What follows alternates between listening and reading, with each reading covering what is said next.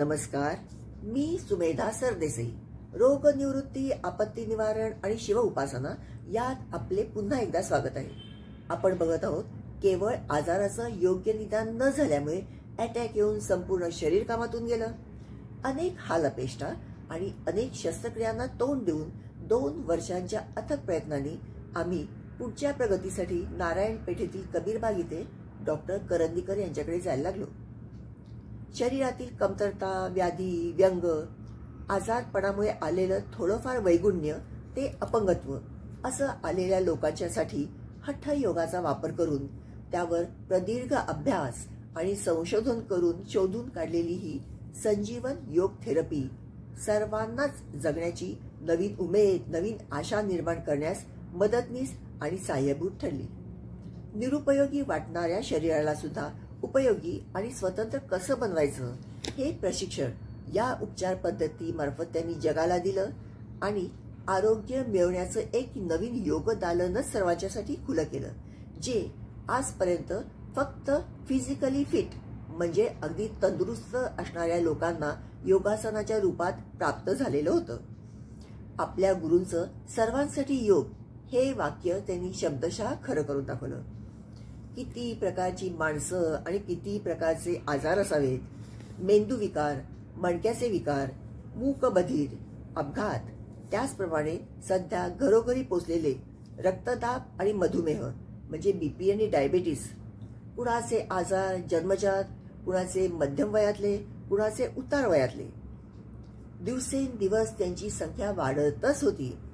आणखीन एक मोठा आपल्याला नको असणारा आजार, लहानपणापासून ते मोठ्या लोकांच्या पर्यंत सर्वांना ग्रासणारा, तो म्हणजे नैराश्य. डॉक्टर असले ना की आजार म्हणजे नैराश्य जवळपास फिरकणार सुद्धा नाही असं त्यांचं बोलणं आणि वागणं असायचं. मी जायला लागून साधारणपणे 4-5 वर्ष झाल्यावर आमच्या शेजारच्या खोलीमध्ये 25 मुलांची एक बॅच होती. सगळी मुलं साधारणपणे 25 ते 30 या वयोगटातील असतील. कुणाच्या पाठीला कुबड आलं होतं, कोणी खांद्यातून वाकलं होतं, कोणी हातातून वाकलं होतं, कोणी कमरेतून वाकलं होतं. म्हणून मी चौकशी केली की काय भानगड आहे, मुलं तर सगळी लहान दिसतात. तर कळलं आपल्याकडे तेव्हा नवीनच कॉम्प्युटर्स आले होते.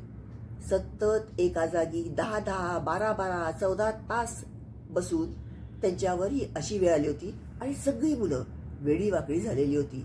फारच भयानक दिसत होती हो. कबीरबागेत जाऊन मला सुद्धा 60 महिने झाल्यावर जरा बरं वाटायला लागलं. काठ्यांच्या आधारे चालता यायला लागलं. तसं आपण परत बँकेत कामाला जायला लागूया असं वाटायला लागलं. माझे डॉक्टर सुधीर कोठारी हे पूर्वीपासूनच म्हणायचे, घरात रिकामं बसून हिच्यात सुधारणा होणार नाही, हिला बँकेत कामाला पाठवा.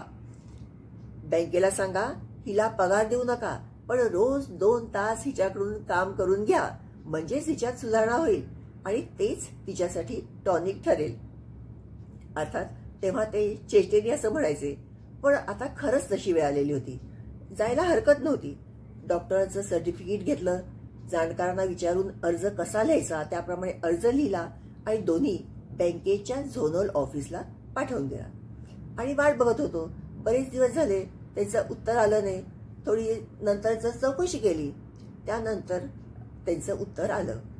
त्यांच्या म्हणण्याप्रमाणे बँकेच्या पॅनलवर असणाऱ्या डॉक्टरांचं पण तुम्ही सर्टिफिकेट घ्या, शाळा सोडल्याचा दाखला, मार्कलिस्ट म्हणजे 10वीचा, कॉलेजमधली पदवीधर झाल्याची मार्कलिस्ट आणि सर्टिफिकेट, त्याचप्रमाणे ससून हॉस्पिटलच्या डॉक्टरचं सर्टिफिकेट असं सगळं घ्या आणि परत एकदा जोडून पाठवा. आमच्या दुर्दैवाने घर बदलण्याच्या वेळेला एक बॅग आमची गाळ झाली. त्यात माझी सगळी सर्टिफिकेट गेली. त्यामुळे माझ्या भावाला परत शाळा, कॉलेज, युनिव्हर्सिटी सगळीकडे जाऊन अर्ज करावे लागले. कुणी 2 आठवड्यांनी, कुणी 3 आठवड्यांनी बोलवलं, त्याप्रमाणे जाऊन ते सगळे गोळा करायला लागले. पुन्हा माझा ॲप्लिकेशन, ससून हॉस्पिटलचं सर्टिफिकेट असं सगळं एकत्र केलं आणि आमच्या झोनल ऑफिसला पाठवून दिलं. यात बरेच दिवस गेले. परत आम्ही वाट बघत होतो. झालं असं होतं, आता परिस्थिती बदललेली होती. 85 साली बँकेत लागल्यानंतर 15 वर्ष बँकेमध्ये भरतीच झाली नव्हती. पूर्वी दर वर्षाला किंवा 1 वर्षाआड अशी व्हायचीच. याला कारण कॉम्प्युटर किंवा संगणक. 88 साली मला एक ट्रेनिंग आलं होतं. तेव्हा शोकेसमध्ये ठेवावे असे कॉम्प्युटर्स ठेवलेले होते आणि सांगण्यात आलं होतं की भविष्य काळात ते आपल्याकडे येणार आहेत असे. जेव्हा 96 साल उजाडलं तेव्हा प्रत्येक शाखेमध्ये 2-2 कॉम्प्युटर्स आलेले होते. त्यामुळे आता मनुष्यबळ कमी लागत होतं. प्रत्येक गोष्टीला एक वेळ असते. शेवटी एक दिवस त्याचं उत्तर आलं आणि 16 जुलै 97ला मेडिकल ग्राउंडवर विचार करून घरापासून जवळ असणाऱ्या bank of India Sahakar Nagar शाखेत रुजू होण्याची परवानगी मिळाली. आणि अटॅक आल्यापासून 3 वर्ष 3 महिने आणि 15 दिवसांनी पहिल्यांदा मी कामावर गेले. आमच्यासाठी तो एक सोहळाच होता. पहिल्या दिवशी गेले तर तिथे मॅनेजर होते B.R. बोराडे साहेब.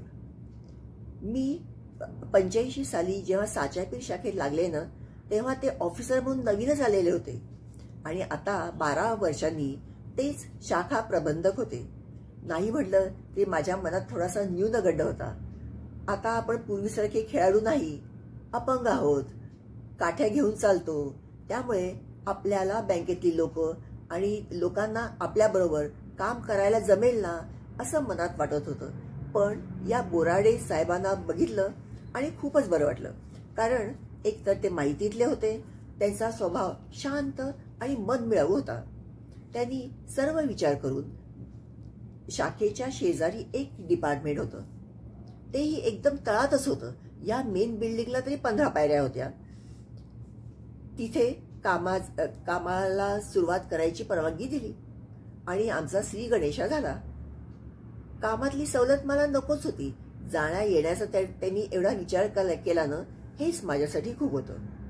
आपल्याला काम करायला मिळतंय याचा इतका आनंद होता की पहिल्या वर्षी एकही दिवस रजा घेतली नाही. पुढचे 2 वर्ष सुद्धा अगदी लागेल ना त्याच वेळेला फक्त रजा घेतली. खरं तर सुरुवातीला बसून बसून माझे पाय दुखायचे, पाठ भरून यायची. पण एक आनंद होता ना काम करण्यामध्ये. मी जशी कामावर जायला लागले माझं अवलंबून राहणं कमी कमी होत गेलं. तसं आम्हा सगळ्यांनाच वाटत होतं की माझ्या धाकट्या भावानी आता त्याच्या करिअरकडे लक्ष द्यावं. त्याचं वय वर्ष 25, 26 ते 26.5 पूर्ण माझ्यात गेलं होतं. आणि कधी आम्ही विषय काढला तर तोच आमची समजूत काढायचा. वाईट वाटून घेऊ नका, ज्याचं जेवढं काय असतं ना शेअर तो कुठेही जात नाही, त्यामुळे तुम्ही वाईट वाटून घेऊ नका. पण माझ्याच मनात एक शल्य होतं, कारण माझ्यासाठी त्याला घरी थांबायला लागलं होतं ना. म्हणून सुदैवाने मी बँकेत जायला लागून महिना व्हायच्या आत त्याला हाँगकाँग येथील ठकराल कंपनीमधून कॉल आला आणि समाधानाने आपली सगळी जबाबदारी पार पाडून तो तिथेच गेला. उपासनेमध्ये यावेळेला आपण बघूया श्री महामृत्युंजय मंत्र. हा मंत्र खरोखरच महान आहे. आपल्या ऋषीमुनींनी सिद्ध केलेला आहे. याचा शब्दशः अर्थ घ्यायचा नाही. मृत्युंजय म्हणजे मृत्यूवर सुद्धा जय मिळवणारा म्हणजे अमर असं नाही, तर जन्मलेल्या प्रत्येकाला मृत्यू हा अटळ आहे. पण मृत्यू कसा असावा, तर या मंत्रात सांगितल्याप्रमाणे तयार झालेली काकडी जशी वेलापासून सहज आणि अलगद विलग होते इतका सहज मृत्यू असावा. अपमृत्यू नसावा. उदाहरणार्थ अपघात, हत्या, आत्महत्या. हे कारण आणि इतर मानवी कल्याणासाठी सुद्धा हा मंत्र आहे. माझ्या आजारपणामध्ये 2 जणांनी हा मंत्र 1 लाख वेळा म्हणून तो अंगारा आणून मला लावलेला होता. एकाने गुरुजींकडून म्हणून घेतला तर एकाने स्वतः म्हटला होता. कामावर जायला सुरुवात तर चांगली झाली, पण 6 महिन्यांनी ढेपाळले, घरात बसायला लागलं. असं व्हायला नको म्हणून मी आमच्या निगुडकर गुरुजींकडून त्याचे उच्चार शिकून घेतले आणि रोज म्हणायला सुरुवात केली. आपल्या कोणत्याही कार्याला परमेश्वराचं अधिष्ठाने पाहिजेच. माझा व्हिडिओ जर आपल्याला प्रेरणादायी वाटत असेल तर जरूर लाईक करा, शेअर करा, तुमच्या कमेंट्स पण द्या आणि पहिल्यांदाच जर आपण माझ्या चॅनलला आला असाल तर जरूर सबस्क्राईब करा आणि बेल आयकॉन दाबा. धन्यवाद.